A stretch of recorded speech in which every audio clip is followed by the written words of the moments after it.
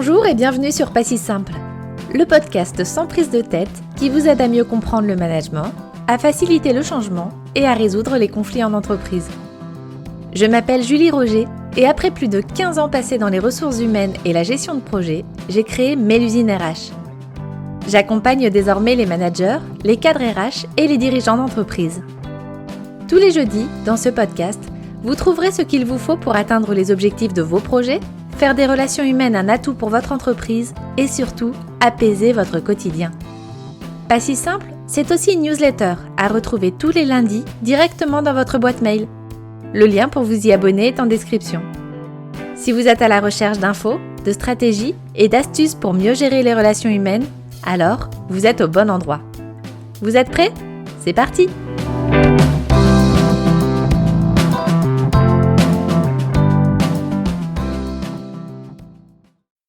Communiquer.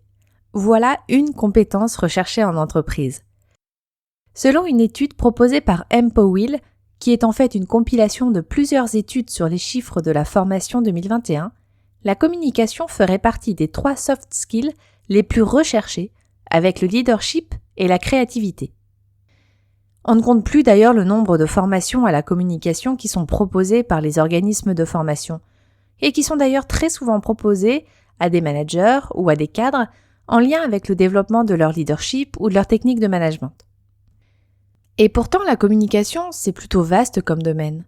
Il y a bien des manières de communiquer et je ne suis pas sûre que lorsqu'on envoie un manager en formation, on sait exactement à quoi s'attendre. Si ce n'est qu'on en aimerait bien qu'il revienne avec un leadership développé et lui permettant d'un coup de baguette magique de savoir devenir empathique avec les membres de son équipe et d'animer des réunions impactantes et inspirantes. Au-delà de ce débat, j'ai envie aujourd'hui de vous parler d'un aspect de la communication qui me paraît indispensable et que l'on a tendance pourtant à négliger, autant du côté de nos vies pro que de nos vies perso. C'est tout simplement savoir écouter, et encore mieux, comprendre l'intérêt de pratiquer l'écoute active. Pour un manager, apprendre à écouter, ça va lui permettre de mieux comprendre les besoins et les préoccupations des membres de son équipe. Et quoi de mieux pour un salarié que de se sentir compris ? Imaginez à quel point vous pouvez développer la confiance et la motivation d'une équipe, la collaboration, favoriser une atmosphère de travail positive en utilisant l'écoute active. Je vous garantis qu'un peu plus d'écoute dans les organisations permettrait de développer une meilleure qualité de vie au travail en montrant aux salariés simplement qu'ils sont respectés et entendus. Et si l'on se penche sur les méthodes de résolution de problèmes, l'écoute est une des bases qui peut vous rendre bien plus efficace. Simplement parce que vous allez solliciter d'autres points de vue que le vôtre et essayer d'avoir d'autres apports, donc plus d'idées, plus de solutions et une compréhension bien plus complète des situations. L'écoute active, c'est une compétence essentielle pour tous ceux qui veulent améliorer leur relation aux autres. Et commencer à écouter, ça aura aussi un impact très positif dans le développement de votre bien-être personnel. Écouter, c'est prêter son attention à l'autre de manière sincère et bienveillante. Ça veut dire que l'on va essayer de comprendre son point de vue et de ne pas le juger.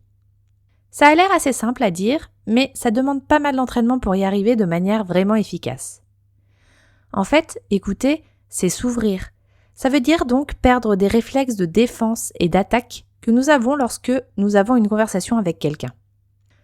En entreprise et ailleurs, nous avons des filtres qui ne nous permettent pas d'être nous-mêmes. Nous allons adapter en permanence nos comportements, nos discours, en fonction de la culture de l'entreprise, des valeurs de ce que nous connaissons de nos collègues, de l'image que nous voulons envoyer. Et tous ces éléments font que lorsqu'on nous parle, nous sommes en fait plus en train de réfléchir à la stratégie qu'on doit adopter pour être conforme à cette image, plutôt qu'à la conversation en elle-même et à ce que nous dit l'autre. Je souligne d'ailleurs ici un point qui me semble important. Écouter l'autre, ça ne veut pas dire être d'accord avec ce qu'il dit. Écouter, ça veut dire pouvoir tout entendre, tout écouter, chercher à comprendre et simplement ensuite exprimer que l'on n'est pas d'accord avec ce qui est dit. Maintenant que vous avez une idée de tout ce que peut vous apporter l'écoute active, voilà quelques outils qui vont vous permettre de mettre en pratique. Je ne sais pas s'il est vraiment utile de préciser qu'avant de tester ces différents principes, vous devez préparer vos moments d'écoute en ne faisant que ça. Donc, pas de téléphone portable à la main ou d'ordinateur sur lequel on consulte ses mails en même temps. Mais ça, c'est la base et vous le faites déjà, n'est-ce pas ? Le premier principe de l'écoute active, c'est de concentrer son attention. C'est-à-dire faire taire la petite voix qui veut répondre avant même que la personne en train de nous parler ait fini sa phrase. Vous savez, ce moment où vous avez vraiment envie de couper la parole pour dire « Oui, j'ai bien compris, mais… » ou « Oui, mais moi… » ou encore « D'accord, mais t'as essayé de faire ça plus tôt ?» En fait, c'est contre-productif parce que vous avez simplement envie de donner un conseil ou de partager votre expérience à quelqu'un qui, lui, veut vous raconter ce qu'il vit. Si vous laissez cette petite voix s'exprimer, vous n'êtes pas attentif à ce qui vous est dit. Et concentrer son attention, c'est laisser l'autre parler et savoir se taire. Ce qui m'amène à un second principe de l'écoute, qui est le silence. Le silence, c'est souvent vécu comme un moment gênant, et on va s'empresser de le combler en se remettant à parler. C'est une erreur. Essayez de respecter les silences, et vous verrez qu'il permet à chacun de suivre la conversation à son rythme.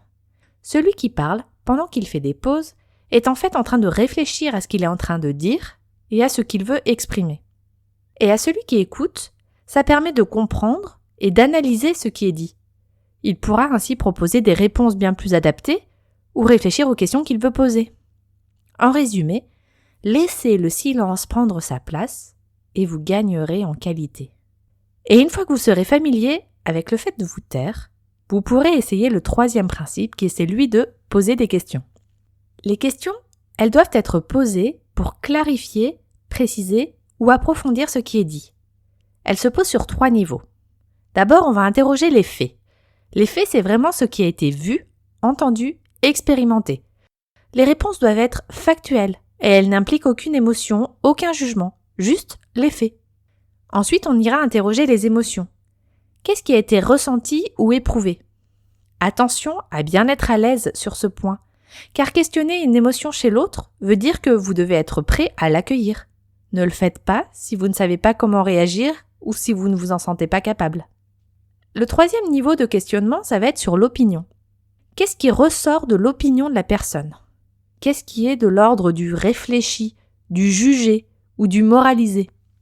Poser ces questions, ça va permettre de clarifier et d'être certain que l'on parle bien de la même chose. On va éviter des dialogues parallèles où chacun pense avoir compris ce que dit l'autre et où pourtant personne ne se comprend ni ne s'écoute. Les questions que vous posez sont importantes et vous devez faire aussi attention à ne pas poser de questions fermées. Une question fermée, c'est une question à laquelle on ne peut répondre que par oui ou par non. Je vous donne un exemple. Si vous dites « Pouvez-vous me citer un moment où vous vous êtes senti mal à l'aise en réunion ?» C'est une question fermée. La réponse peut être un simple « oui ». Et là, vous aurez l'impression de ramer un peu dans la conversation, particulièrement si votre interlocuteur n'est pas très loquace et n'a pas envie de parler. Alors que si vous demandez « Quelle est la situation qui vous a mis le plus mal à l'aise en réunion ?» La réponse doit nécessairement être développée par la personne. Le dernier principe que j'ai envie de partager avec vous pour vous aider à débuter votre expérience d'écoute active, c'est de penser aux signaux d'écoute que vous allez envoyer à votre interlocuteur. Vous pouvez par exemple hocher la tête, regarder votre interlocuteur dans les yeux, faire attention à votre posture physique. Je vous renvoie à la newsletter du 2 janvier sur ce sujet, je vous mets le lien en description. Vous pouvez aussi faire de petits bruits pour montrer que vous écoutez et dire des mots sans interrompre le discours. Des petits « Ok, je vois, d'accord, j'entends ». Lorsque vous êtes au téléphone, ces petits sons sont très importants pour montrer que vous êtes bien là et à l'écoute. Si votre interlocuteur s'interrompt pour vous demander si vous êtes toujours là, c'est que vous n'avez pas suffisamment manifesté votre attention. Vous avez maintenant les clés pour gérer les silences, poser des questions et montrer votre attention. Une des dernières techniques que je veux vous partager aujourd'hui, c'est celle de la reformulation. Reformuler, ça veut dire que on va répéter ce que la personne nous a dit avec notre propre vocabulaire, en simplifiant, et pour être sûr qu'on a bien compris et que nous ne sommes pas en train d'interpréter ce qui est dit. On va donc commencer par poser des questions, pour préciser, puis reformuler, et terminer notre reformulation par « c'est bien ça ?» Si ça n'est pas le cas, la personne va vous dire « non, pas tout à fait » et elle va se mettre à repréciser ce qu'elle veut vraiment vous faire comprendre. Vous pouvez alors recommencer le principe, poser des questions, reformuler, jusqu'à ce que la personne vous dise « oui, c'est bien ça, tu as compris ». Une autre technique de reformulation, c'est l'effet miroir. Il s'agit simplement de reprendre les derniers mots qui ont été prononcés par la personne pour lui permettre de relancer ce qu'elle dit, ou c'est simplement en fait une manière implicite de lui demander de préciser ce qu'elle dit. Alors attention, on ne reprend que le dernier mot ou les 2 ou 3 derniers mots, et il faut le faire avec parcimonie au départ. Cette technique, elle est vraiment très efficace, mais elle est assez difficile à mettre en œuvre.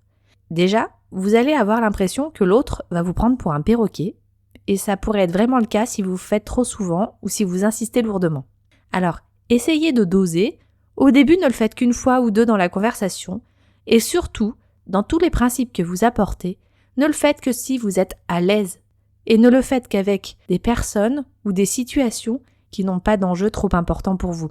Commencez par appliquer un des principes pour débuter, et petit à petit, ajoutez les autres. Vous verrez que ça va devenir de plus en plus facile avec la pratique, et votre communication va réellement s'améliorer. J'attends vos expériences en commentaire sur le sujet, et je vous dis à très bientôt.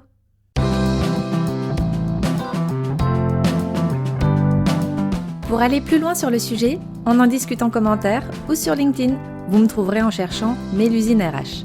Il existe aussi une newsletter du podcast dans laquelle je vous partage des bonus complémentaires. Le lien est en description si vous voulez vous y abonner. Un grand merci à tous ceux qui prendront le temps de noter le podcast. En plus de m'aider à le faire connaître, ça me permet de savoir ce que vous avez aimé comme sujet et à améliorer mon contenu. Je vous souhaite une excellente journée et je vous dis à jeudi prochain.